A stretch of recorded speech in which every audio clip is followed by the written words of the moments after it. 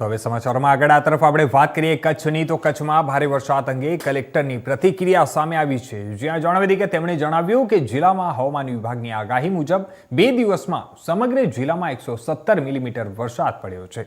જિલ્લામાં સૌથી વધુ વરસાદ રાપર તાલુકામાં નોંધાયો છે। રાપરમાં 407 મિલીમીટર વરસાદ નોંધાયો છે। 9 મધ્યમ સિંચાઈ બંધ ઓવરફ્લો થઈ ગયા છે અને જ્યારે અન્ય નાના અને મોટા બાંધોમાં પાણી મુક્તપણે વહી રહ્યું છે।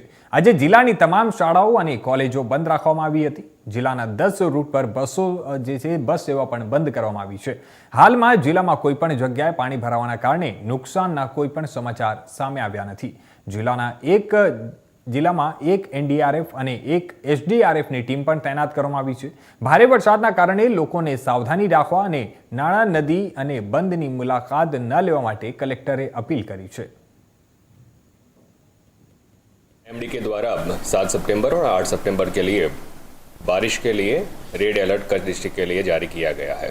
अभी तक ये दोनों दिनों को मिला के हम देखें तो 117 मिलीमीटर एवरेज बारिश नोट की गई है डिस्ट्रिक्ट में, जिसमें सबसे ज़्यादा रापर ब्लॉक में 407 मिलीमीटर बारिश अभी तक नोट की गई है। डिस्ट्रिक्ट में अभी 6 रास्ते ऐसे हैं जिसमें ओवरटॉपिंग होने की वजह से जो यातायात है उसको बंद किया गया है।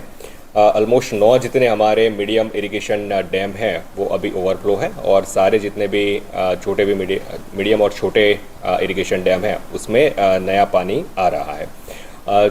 सारी शिक्षा के जितने भी इंस्टीट्यूशन हैं उनको आज शिक्षा कार्य बंद रखा गया है, जिससे कि सुरक्षा की वजह से विद्यार्थियों को वहाँ पे आज छुट्टी दी गई है।